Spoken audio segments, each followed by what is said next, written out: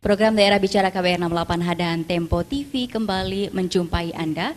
Saya bersama dengan Dede Riani dan mohon maaf Anda tidak bisa berpartisipasi secara langsung, tapi pesan singkat atau SMS Anda bisa dilayangkan ke 0812-1188181. Jangan lupa cantumkan nama serta alamat singkat Anda. Kita tengah berbincang seputar peran swasta membantu pembiayaan pendidikan tinggi telah atas Undang-Undang Pendidikan Tinggi. Dan perbincangan ini merupakan kerjasama KBR 68H dengan Kementerian Pendidikan dan Kebudayaan serta juga dari BEM ITS dan juga didukung penuh oleh Kampus Institut Teknologi 10 November ITS Surabaya. Bersama saya ada 3 narasumber, ada Pak Dajjait Marhinugraha, ini Presiden BEM ITS, lalu juga ada pengamat pendidikan yang saat ini duduk di Dewan Pendidikan Jawa Timur, ada Prof. Daniel Roshid, lalu juga ada Sekretaris Direktorat Jenderal Pendidikan Tinggi Pak Patono Suitnyo, dan juga saya masih ditemani dengan mahasiswa di sini yang bersemangat membahas Undang-Undang Pendidikan Tinggi. Boleh dong, mana semangatnya?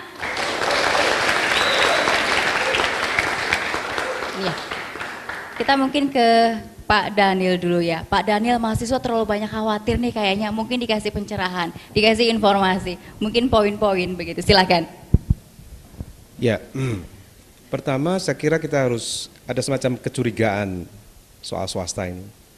Karena memang sekolah-sekolah kita itu didesain untuk menyiapkan pegawai. Ya, sehingga setiap ide tentang swasta itu bawah sadarnya anak-anak itu mengatakan ini pasti kepentingan bisnis gitu ya. Itu yang pertama. Mohon dipahami bahwa swasta atau masyarakat itu entitas yang lebih dulu ada daripada pemerintah. Jadi komunitasnya ada, baru kemudian melalui mekanisme konsensus membentuk konstitusi, dibentuk negara dan pemerintah. Tapi komunitasnya sudah ada duluan. Ya. Oleh karena itu sebetulnya wajar dan sudah seharusnya swasta itu berperan aktif dalam pendidikan secara umum, termasuk pendidikan tinggi ya. Apalagi pendidikan tinggi, sebab pendidikan dasar itu hak. Itu kewajiban pemerintah, itu lebih berat ke pendidikan dasar dan menengah. Untuk pendidikan tinggi enggak. Pendidikan tinggi itu bukan hak. Sebab sudah milih, ada jurusan teknik komputer, kedokteran, hukum dan sebagainya. Jadi mekanismenya mekanisme seleksi. Basisnya adalah meritokrasi. Bukan hak. Apalagi ada timbul masalah Pak Patono. Saya menilai kebutuhan yang tinggi, demand yang tinggi terhadap layanan pendidikan tinggi itu disebabkan oleh pendidikan dasar menengah yang nggak beres. Sehingga anak-anak tidak yakin dengan lulus SMA itu sudah bisa hidup. Nggak yakin. Akibatnya mereka memaksakan diri masuk ke pendidikan tinggi. Dan ini bisa menjadi makanan empuk perguruan tinggi yang nggak bertanggung jawab. Ya. Jadi ada masalah di situ. Ya. Oleh karena itu, pertama, swasta dan masyarakat berperan melalui pajak, ya kan? Jadi APBN itu diambil sebagian, sekarang semakin besar porsi pajaknya. Dulu dari minyak, sekarang porsi pajak makin besar. Jadi itu peran swasta mulai dari pajak. Kemudian juga melalui mekanisme seperti tadi mungkin mendukung penelitian, memberi beasiswa. Saya usul memberi kredit. Ya, tidak memberi beasiswa, ya kredit lebih baik daripada beasiswa menurut saya. Supaya mahasiswa yang layak diterima di perguruan tinggi tidak perlu pusing tentang biayanya.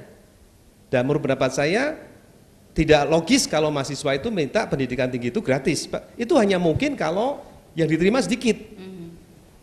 Tapi kalau yang mau semuanya itu jadi diterima di perguruan tinggi, masa bisa murah? Nggak bisa. Ya, pasti jadinya murahan. Ya. Mau pendidikannya murahan. Jadi murahan. Jadi kalau mau gratis, seleksinya harus tambah ketat. Jadi ya, tidak bisa kita menuntut semuanya. Kalau mau gratis, oke, gratis. Sehingga bisa dibiayai oleh pemerintah dan swasta. Tapi yang diambil mungkin cuma paling banter mungkin 50%. Mungkin cuma 10% aja dari yang sekarang ini. Gratis itu bisa. Ya. Jadi saya kira peran swasta itu wajar dan sudah seharusnya. Ya, itu yang kesekian kalinya. Kemudian yang terakhir, perguruan tinggi itu perlu otonom. Sebab dia itu bukan lembaga birokrasi biasa. Sebab dia itu mengemban misi-misi tertentu yang mungkin kalau dibirokrasikan nggak jalan itu fungsinya. Jadi perguruan tinggi, rektor itu mestinya bukan seperti kepala dinas pendidikan Jawa Timur, bukan. Dia harus diberi semacam ruang yang lebih luas, ya, terutama membangun berpikir kritis, inovasi, karena dia tidak melayani masa kini saja, jadi dia melayani masa depan, mempersiapkan generasi muda menyongsong masa depan. Oleh karena itu perguruan tinggi tidak boleh terlalu birokratis, tidak boleh menurut pendapat saya. Ya, beda dengan dinas pendidikan, tidak boleh. Supaya ada ini iklim akademik yang bebas, ya, mimbar akademik yang bebas. Kemudian juga ada kewenangan untuk otonomi pengelolaan keuangan menurut pendapat saya. Sebab mahasiswa supaya pada waktu mereka hidup di perguruan tinggi, mereka itu merasakan bagaimana hidup secara mandiri, kritis, inovatif, dan mungkin juga entrepreneurial. Nah, ini yang justru penting. Sebab kalau budaya perguruan tinggi, budaya pegawai, enggak benar ini. Budaya entrepreneurial, budaya yang kritis dan budaya yang bebas. Ya, kalau itu yang terjadi, semua regulasi itu harus menunjang ini. Sebab kalau tidak, perguruan tinggi kehilangan hak untuk memberi gelar. Jadi dia lembaga yang punya hak untuk memberi gelar karena itu aja. Dia adalah lembaga yang bebas. Baik, gitu ya. Prof. Daniel. Sebelum ke Mas Jain, kita ke Pak Dono dulu ya. Pak Dono, mungkin bisa juga dijelaskan ke pendengar kita dan juga mahasiswa yang ada di sini. Sebetulnya yang dikategorikan swasta, industri bisa membantu pendidikan tinggi atau perguruan tinggi. Itu apa saja sih Pak Dono? Bentuknya begitu. Jadi tadi sudah sama Pak Daniel sudah sebagian disebutkan. Yang paling mendasar itu adalah ya kontribusi swasta di dalam pajak, karena APBN kita itu ya sebagian besar sekarang itu dari pajak, dan biaya pendidikan tinggi yang sekarang 39,5 triliun itu diambilkan dari APBN, dan 80% APBN-nya itu berasal dari pajak, dan sebagian besar itu dari industri. Maka industri atau swasta itu berarti sudah berkontribusi secara tidak langsung ya melalui pajak. Kemudian yang langsung kontribusi perguruan tinggi di dalam pembiayaan pendidikan tinggi ya itu adalah melalui beasiswa. Kemudian melalui grant-grant penelitian pengabdian masyarakat yang diberikan kepada industri ya. Kemudian termasuk yang tadi disebutkan oleh Pak Rektor NKN itu tidak hanya bantuan industri ke perguruan tinggi yang berbentuk uang cash, tapi juga ya fasilitas-fasilitas industri yang digunakan oleh mahasiswa untuk kerja praktek ya, maupun digunakan oleh dosen untuk melakukan penelitian. Itu adalah ya, bentuk-bentuk kontribusi swasta atau industri di dalam mendukung pembiayaan pendidikan tinggi ya. Itu bentuk-bentuk yang disebutkan Pak Dono. Kalau kita lihat semuanya luar biasa baik ya. Ada bentuk uang, lalu juga beasiswa dari pajak, lalu juga penelitian, uang cash, fasilitas kerja dan lain sebagainya. Tapi lagi-lagi apakah dari mahasiswa dari PMITS menganggapnya ini sebagai suatu yang luar biasa atau yang seperti apa? Baik, dalam menentukan sebuah kebijakan ya, regulasi, sekali lagi tadi saya juga menekankan bahwasanya perlu adanya bottom up. Dalam artian di sini kita harus benar-benar melihat kesiapan dari pelaksana kebijakan tersebut. Kalau di sini berarti konteksnya adalah pelaksana kebijakan tersebut adalah perguruan tinggi. Ya. Jadi pertanyaan mendasar yang ketika kami melakukan pengkajian ini, apakah perguruan tinggi ini benar-benar sudah siap untuk melaksanakan kebijakan ini gitu. Kenapa? Karena ketika perguruan tinggi ini tuh malah belum siap, justru hal yang terjadi itu akan kebalikan dari tujuan yang kita tentukan di awal. Ya. Jadi bukannya kami di sini mengkritisi itu benar-benar tidak setuju dan sebagainya, tapi pertanyaan mendasar itu adalah kesiapan pelaksanaan dari kebijakan ini gitu kan. Contoh misalnya kita mau melakukan kerjasama misalnya kayak di pasal 86 gitu kan ya, yang berhubungan dengan memfasilitasi dunia usaha dan dunia industri. Itu kalau misalnya kekhawatiran yang muncul di kalangan mahasiswa itu adalah seakan-akan akan bertolak belakang dengan prinsip yang ada di pasal 63 yaitu nirlaba gitu kan ya.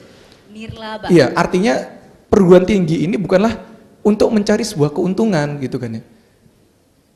Nah ini yang sempat waktu itu, loh kok seakan-akan kontradiktif ya gitu kan. Kita berusaha otomatis kan mencari laba.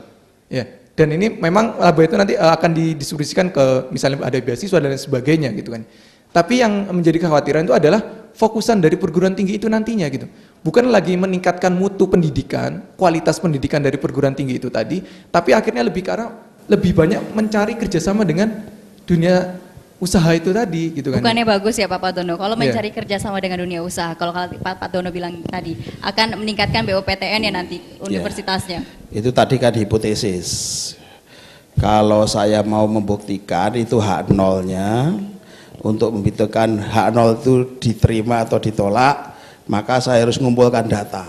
Ya, data itu nanti yang akan memutuskan hak nolnya itu ditolak tadi. Perguruan tinggi di Indonesia, perguruan tinggi negeri di Indonesia yang kerjasamanya dengan industri terbanyak itu 1 ITB, 2 UI, 3 IPB, 4 UGM. Ya. Kemudian kalau kita bandingkan dengan perguruan tinggi yang paling nggak ada kerjasamanya, gitu ya, perguruan tinggi negeri di daerah ya Indonesia bagian timur. Kalau tadi ada kekhawatiran, kalau ada kerjasama dengan industri, di mana industri itu memberikan kontribusi di dalam pembiayaan perguruan tinggi akan melupakan kualitas. Sekarang pertanyaannya, mana kualitasnya yang lebih baik? ITB, UI, UGM, IPB dengan universitas-universitas PTN-PTN yang lain yang nggak ada kerjasamanya. Ya, maka itu adalah hipotesis yang tadi itu setelah datanya itu saya kumpulkan menyimpulkan bahwa hipotesisnya ditolak. Hipotesisnya Gitu ya. ditolak. Itu satu. Yang kedua juga agak membingungkan gini. Tadi ada kekhawatiran dari teman-teman mahasiswa kalau perguruan tinggi itu bekerja sama dengan industri, maka akan dimanfaatkan oleh industri atau industri itu mendapatkan manfaat ya ekonomi yang lebih besar dibandingkan dengan apa yang diterima oleh perguruan tinggi. Tapi di sisi lain itu mengkhawatirkan bahwa kalau perguruan tinggi bekerja sama dengan industri, maka perguruan tinggi akan berubah menjadi profit oriented. Ya. Itu kan dua hal yang bertentangan. Itu ya. Jadi saya kira kekhawatiran boleh, kekhawatiran dan buat hipotesis itu boleh, ya. Tetapi ya kita juga harus melanjutkan tidak hanya menyusun hipotesis, tapi harus mengumpulkan data, kemudian apakah hipotesis tersebut itu di lapangan itu ditolak atau diterima. Baik. Ya, saya kira gitu. Terima kasih Pak Dono, mungkin silakan Prof Daniel juga menanggapi 2 menit untuk Anda. Ya, saya kira kalau perguruan tinggi kita di banyak kerjasama dengan industri atau pemerintah daerah misalkan, itu berarti layanannya makin relevan. Relevan. Tapi saya kira ini juga tidak berarti praktek di perguruan tinggi tidak harus berubah. Ya, menurut pendapat saya memang bisnis model perguruan tinggi masih kuno, termasuk dia merekrut sendiri, lalu sebanyak-banyaknya mahasiswa. Setelah lulus dia nggak begitu urusan. Ya, menurut pendapat saya ini model ini sudah kuno. Jadi kalau bisa joint recruitment supaya nanti kalau teknik elektro dengan mau ngambil mahasiswa elektro kerjasama dengan PLN, dengan Nokia, dengan siapa lagi, rekrut. Kemudian juga joint education, jadi didik bersama-sama, termasuk membiayai bersama-sama, sehingga nanti pada waktu lulus saya bisa kerja.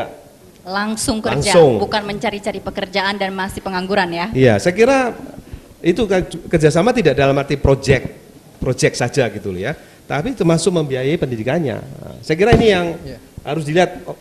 Potensinya seperti itu, Mas. Itu, Mas ya. Baik, Pak Daniel, Jait dan juga Pak Dono, kita harus jeda dulu sejenak. Nah, bagi Anda yang ingin bergabung, mohon maaf Anda tidak bisa berpartisipasi secara langsung, tapi Anda bisa mengirimkan pesan singkat di 0812 118 8181. Jangan lupa cantumkan nama serta alamat singkat Anda. Tetaplah bersama kami.